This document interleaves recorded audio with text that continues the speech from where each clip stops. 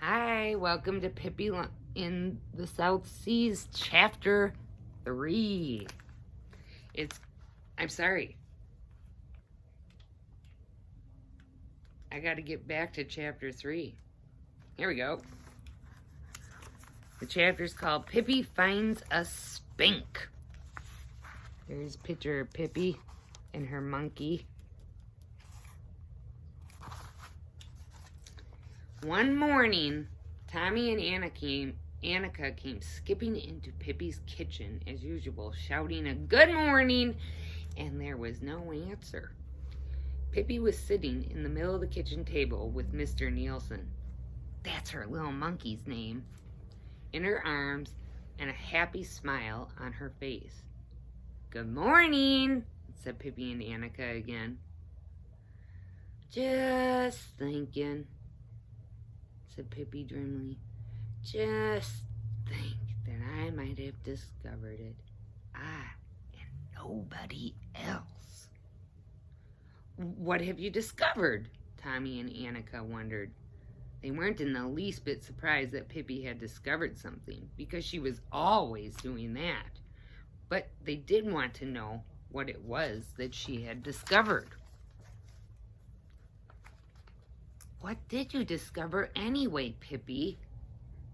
A new word, said Pippi, and looked at Tommy and Annika as if she had just this minute noticed them. A brand new word!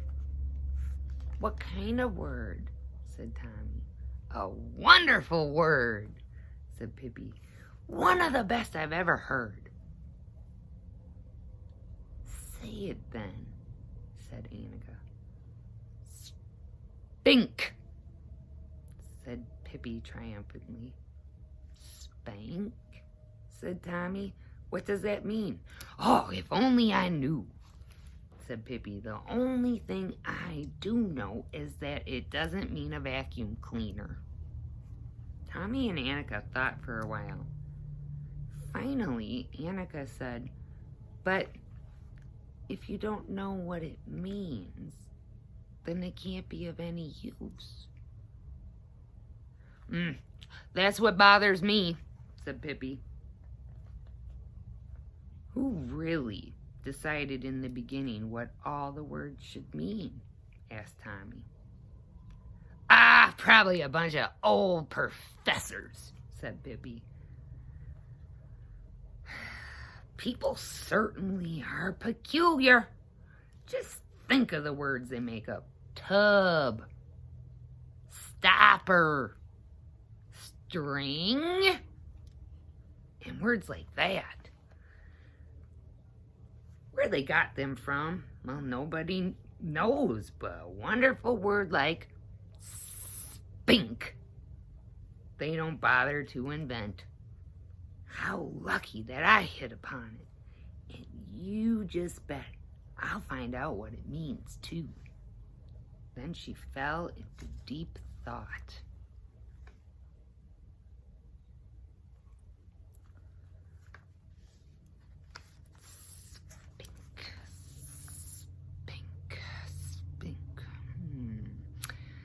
I wonder if it might be the top part of a blue flagpole,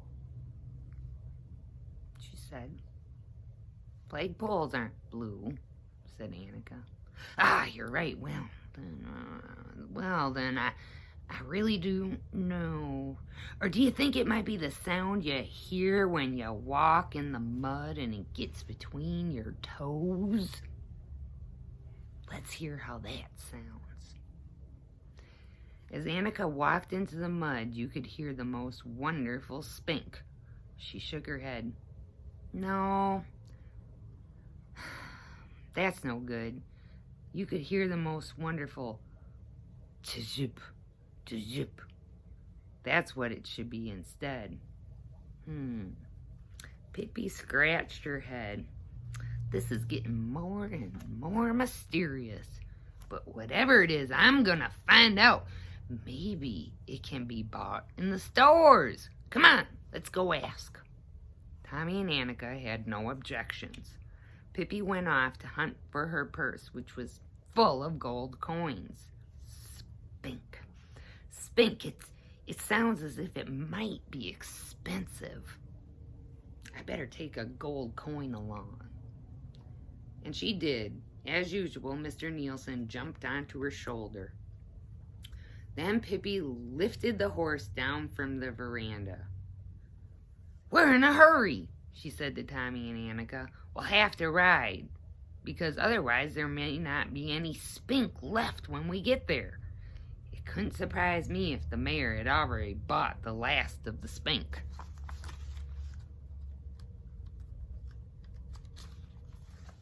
When the horse came galloping through the streets of the little town with Pippi and Tommy and Annika on its back, the children heard the clatter of its hooves on the cobblestones and came happily running because they all liked Pippi so much. "Pippi, where are you guys going?" they cried. "I'm gonna go buy a spink," said Pippi, and brought the horse to a halt for a moment. The children looked puzzled. "Is it something good?" asked the little boy. "You betcha," said Pippi, and she licked her lips. "It's wonderful. At least it sounds as if it were wonderful." In front of a candy shop, she jumped off the horse, lifted Tommy and Annika down, and in they went. "I would like to buy a big bag of spink," she said, "but I want it nice and crunchy." "Spink?" said the pretty lady behind the counter, trying to think. "I don't believe we have any of that." "Oh, you must have it," said Pippi. "Oh, well, stock shops carry it, you know." "Oh, yes, but we've just run out of it," said the lady, who had never even heard of spink, but didn't want to admit that her shop wasn't as well stocked as any other. "Oh, but then you did have it yesterday?" cried Pippi eagerly. "Please, please tell me how it looked. I've never seen spink in all my life. Was it red-striped?" Then the nice lady blushed prettily and said, "No, I really don't know what spink is. In any case, we don't have it here." Very disappointed, Pippi walked towards the door. "Then I'll have to keep on a-looking," she said. "I can't go back home without any spink." The next store was a hardware store. A salesman bowed politely to all the children. "I would like to buy a spink," said Pippi, "but I want it to be one of the best kinds, and one that is used for killing lions." The salesman looked sly as a fox.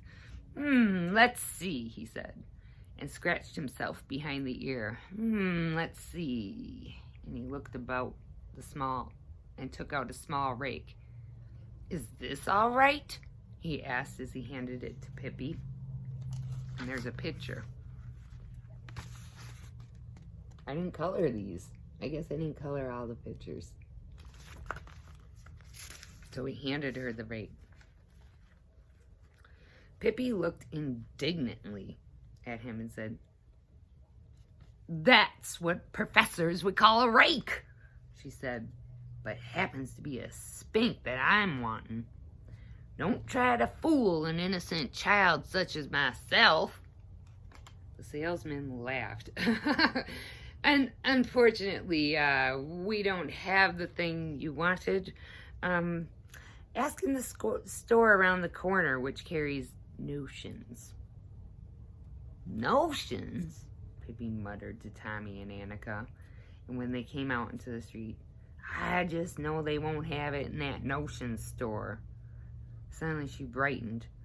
"Perhaps after all, it may be a sickness," she said. "Let's go and ask a doctor."